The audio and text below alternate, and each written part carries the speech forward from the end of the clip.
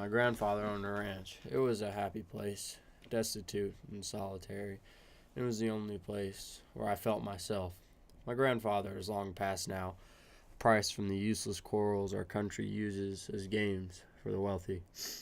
Part of me died with him, and I needed to revisit his soul at the ranch. This was all before the incident.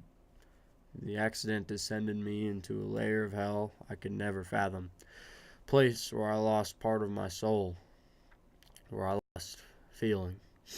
The scalpel and syringe injected horrors along with the unnecessary opiates that fleeted through my veins. 8 days I spent in that hell. Seconds trudged like hours, and I needed to escape this Borgia of inferno. If anything, I felt oppressed, as my grandfather did, placed on his deathbed by the northern terror, a wealth obsession. I needed to break my change, but how? Go where? I knew where I was going, but I didn't know who I was. I carried this book of answers, but I could only focus on the familiar, distant landscape. Things were stuck in my head like putty, ideas of identity that I had lost. If I went to this ranch, this place, I could know who I was, who I am. My footsteps carried me to the bar, typical place. A man in a cowboy hat, a quadrillo, sat in the corner, and I could feel my soul spark. These men from the north claimed they were not existent. A man next to me with Chinese features started antagonizing me with spitballs and such. The bartender spoke to me. "Mr. Dahlman, don't mind him. He knew me. He knew my identity. I had to fight." As I crossed the threshold, I felt to die in a knife fight under the open sky, and going forward to attack would be a liberation.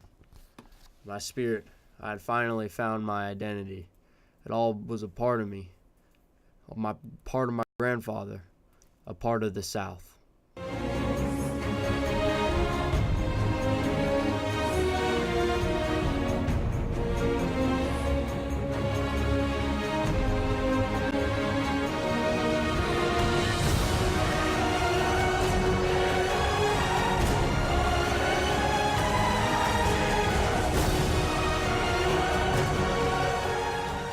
What's up, guys? Thanks for watching our video. Hope you enjoyed it. Now we're going to explain to you the application of Marxist criticism in the video. So the main character represents the Latin American worker in the 20th century. He was forced to accept medication similar to how Latin American countries were influenced by other countries like the US. The book he carries around represents the successes of other countries that the author hopes his country can achieve. However, he doesn't read the book seriously because, like Latin America, he knows that his problem is different and too difficult to solve just by his imitation. His journey to his grandfather's ranch is similar to how Latin America looked back to its Indian past for solutions. The Chinese man represents the threat from the immigrants who are taking up the limited amount of jobs. In the end, he decides that a decision he made out of free will is better than forced intervention, even if he dies.